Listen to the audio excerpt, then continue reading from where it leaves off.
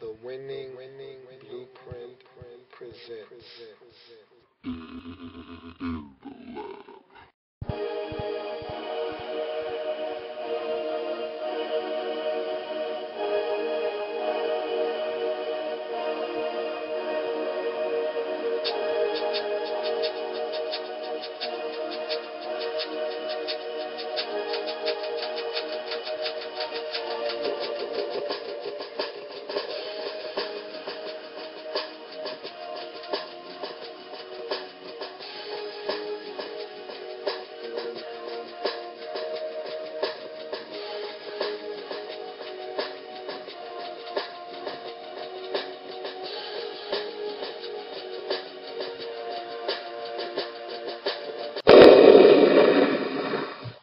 Playoffs? Don't talk about playoffs. You kidding me?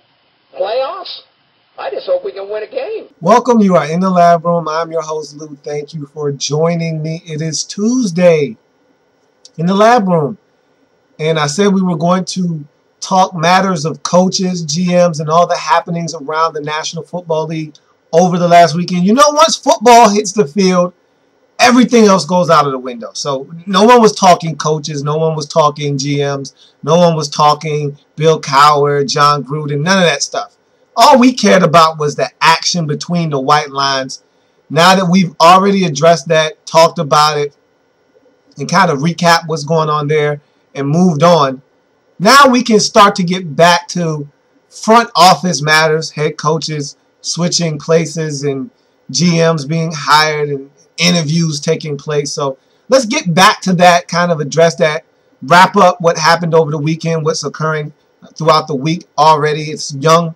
We're only in Tuesday, yet things are already happening. As today, the Chargers have announced their new head coach, Mike McCoy. Congratulations to Mike McCoy, the offensive coordinator from the Denver Broncos, or ex-coordinator from the Denver Broncos, was hired today by the San Diego Chargers. So the Chargers, of all the teams in this musical chairs game of head coaches, we'll get to all of the teams here shortly, but the Chargers, I will say, I think they handled it probably the best of everyone. They cleaned house, got rid of their GM, A.J. Smith, got rid of North Turner as their head coach. So they had a GM and a head coaching vacancy. They first filled the GM vacancy with Tom Telesco.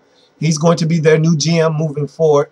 And now they've filled that head coaching position with Mike McCoy, the Denver Broncos offensive coordinator. Did not take long. Something must have been in place already because the Broncos lose Sunday. By Tuesday, McCoy's their man. And so they've already talked, and I think they already knew they had their eyes set on McCoy for a long time, maybe all along throughout this whole process. But all in all, the Chargers have their man. So now we look at it, and this game of musical chairs between these head coaches and these GMs is starting to dwindle down. And so if you're a head coach without a chair, you need to find a way to be around these seats when the music stops. Once the music stops and you don't have a chair, guess what? You don't have a head coaching gig in 2013. So not saying you won't have work, because every single one of these coaches that are any good that were fired, they were good coordinators before they got their jobs. So in some capacity, they will have work unless they decide to just take a year off.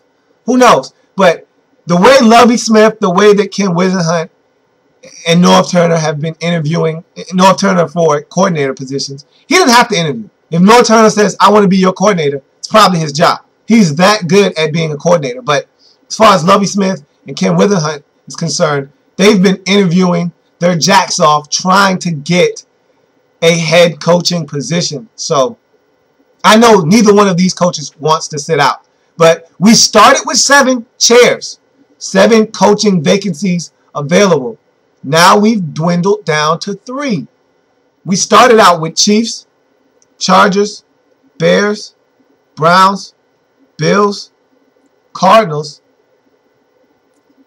and the Eagles were our 7 openings when we started on Black Monday. Now we've dwindled down to just 3, and only 3 remain. Those 3 teams are the Eagles, The Bears. The Bears. And the third team is the Arizona Cardinals. So, those chairs are starting to disappear. Doom, doom, doom, doom, doom, doom, doom, doom, doom, doom, doom, doom, doom, doom, doom, doom, doom. Better find a chair. Music stop. Better find a chair. They're running out of time. Lovie Smith, Ken Wisenhunt, they're running out of time. And really, I don't know if either one of these guys, probably maybe Ken Wisenhunt more so than Lovie, might get a crack, because these teams are looking for someone new, someone different. And I'm not sure that they're looking for retreads. And I thought that the Eagles, out of all these teams, and the Bears, more so than the Cardinals, would be looking for a retread. Someone that's a veteran head coach that can come in their locker room, command respect, and immediately take off with that locker room. I'm not sure. I think the Eagles are looking in a different direction. I think the Bears are looking in a different direction. Right now, all fingers point to Mark Tresman in Chicago. Remember, Jimmy Johnson had the erroneous report about Mark Tresman being the man in Chicago. Well, he's not out of it. He's probably going to be the guy in Chicago. They just haven't made anything final yet. They're still interviewing candidates, trying to dot their I's and cross their T's before they make this decision. Again, remember, picking a head coach is a huge, monumental decision in your franchise. Could alter the future of your franchise for the next 2, 3, 4, 5, and maybe even 6 seasons. It's a big decision. So no rush. Need to take your time. Make sure you have the right guy before you sign him up and have him sign on that dotted line. So guys got to start moving along here. And it's so easy to forget about Jacksonville. As usual, incognito, Jacksonville shows up late. They fired Mike Mularkey well after Black Monday. They get the new GM, David Caldwell, and then they fire Mike Mularkey shortly thereafter. So there's actually 4 vacancies now. So for these coaches, we're coming down the stretch now. It's the 2-minute warning. We're in the 4th quarter. You got a full complement of timeouts. You got all 3. It's 4 chairs remaining. You got to find a way. You're down 4. You need a touchdown. You can't kick a field goal. You got to find a way to put the full court press on.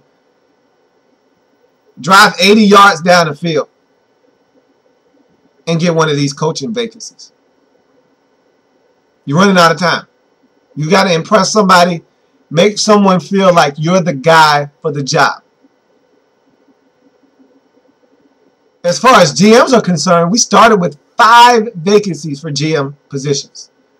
And those were in Arizona, New York, as in the Jets, Cleveland, San Diego, and Jacksonville. Started with 5, and then there were 2. Cleveland and New York. Jacksonville filled theirs with David Caldwell. Arizona filled theirs in-house with Steve Keim. San Diego filled theirs with Tom Telesco. So there's only 2 vacancies left for GM positions in the National Football League. So again, those musical chairs are starting to dwindle as well. Soon, there will be none left, and everyone will have to fend for themselves. So we will see what happens in the upcoming days, weeks, potentially months, leading up to the next season as to what will unfold with these teams, their coaching searches, and their GMs as well. So for all the vacancies that are left, there are candidates that are leading in some instances. There are 4 vacancies left, and I'm thinking that at least 2, maybe 3 of them might be resolved at week's end. In Chicago, the leading candidates, and it's really narrowed down to 2 in Chicago, from what I'm hearing, is Mark Tresman, the head coach of the Montreal Alouettes of the CFL. He's a front runner for that Bears job, as well as Darren Bevel, the offensive coordinator in Seattle. Those are your two leading candidates in Chicago right now. The Bears really don't know what they want to do right now. But from what I've been told, those are your two leading candidates there. You look at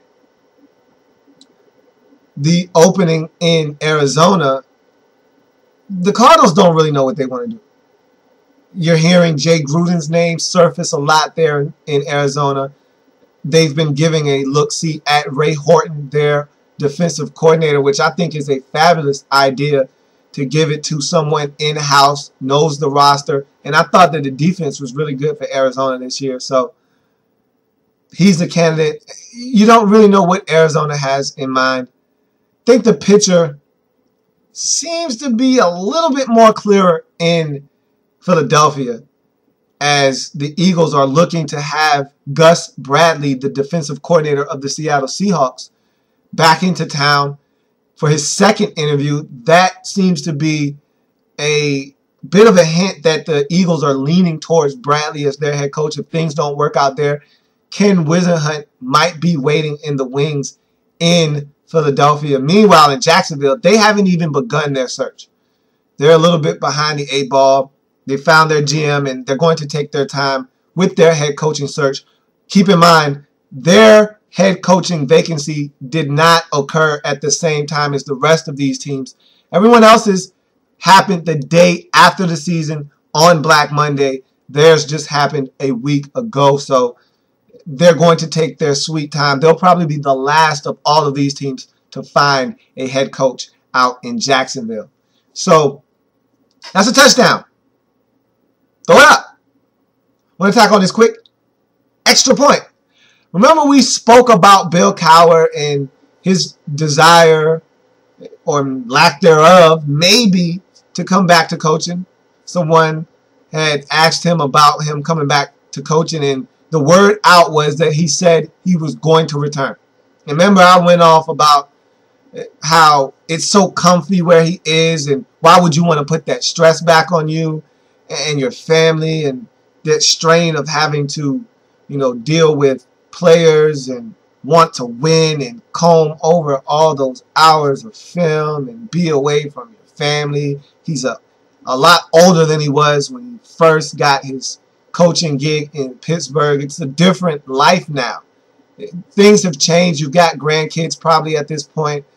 You don't want to be on the road 5-6 days. You don't want to be on the road away from your family. You don't want to be at the office 5 days a week, not really spending time with your family 7 months out of the year, 6, 8, 9, 10 months out of the year. You're getting to that age now where this job at CBS is great. They're paying me a nice lump sum to come in here and just talk about the game I love so dearly. Why would I want to leave? And Bill Cowher agrees with me. I told you, it's not that easy. Again, they'll always have that itch, but as long as that scratching that they're doing is more than enough to soothe that itch, they won't come back. Why? Why would John Gruden come back? Why put that undue pressure and strain on yourself? I've won a Super Bowl already. I'm looked upon as a great NFL head coach. My opinion is valued. I'm the host of a Monday night program, the only of its kind, and they're giving me everything I could ask for at ESPN, if you're Gruden. At CBS, they're treating Cowher like a king. Why would you leave that? Why? They're probably paying you pretty good money to just sit down on the flat part of your hind parts and talk about the game that you so much love. Football. And they're paying you to talk about it with other football people. How cool and easy is that? My point exactly. So, Cowher said, I'm not coming back to coaching. Ever. Never say never. But ever is not never. He's done Why would he want to come back? It didn't make sense to me then. Doesn't make sense to me now. The smart choices: stay at your comfy studio job. It's easier. It's keeping money coming in the household. And you get to live your life. You get to golf. You get to spend time with your family. You get to go fishing, hunting. You get to go on vacations. Guess what? When the season's over, you get to go bye-bye with your wife, your kids, your grandkids, whomever. If you become a coach when the season's over, the off-season's just beginning. And so you don't get any time to yourself. You've got draft picks to go over. You've got free agency to mull over. You've got to figure out which part of your coaching staff is going to be back if they didn't get a job from somewhere else, and you got to figure out how to replace him. There's so many things you've got to do. There's so many things you've got to do when you're a head coach. There's no time to relax. There's no time to catch your breath. Why would you want to go back there? Cowher agrees, and I think sooner or later you'll realize that Gruden isn't going anywhere either. And that's going to do it for today's program in the lab room. I thank you for joining me. It's Tuesday, which means today we'll be doing the Arizona Cardinals in our lab follow-up. So stay tuned for the Arizona Cardinals. They'll be coming at you here shortly, as they had a hot start to the season, a tremendous slide, and then changes were made. And so we'll get into the Arizona Cardinals 2012 season, talk about the changes that are being made as we speak, and what the state of this franchise is moving forward. So lab follow-up, Arizona Cardinals, coming your way here shortly. Thank you for joining me in the lab room on this Tuesday afternoon. Many ways to contact or view the show. There's Facebook. In the lab room is the Facebook page. Like it if you happen to stumble over it. Twitter, @in the lab room, is the Twitter handle. Follow me on Twitter. There's also YouTube, Louie T, LOUIETEE is the page, Louie T. Every video I've ever done is on that page, as well as on Facebook, as well as on Twitter. And so there's also the inbox, in the lab room @gmail.com is the inbox. That's the most direct way to contact me. Anytime you access one of those social media websites and have anything to do with my show, it'll come straight to my inbox, so you have no worries. I thank you for joining me, and as always, want to see you back here same time, same place. And again, as always, have a good one. See you tomorrow.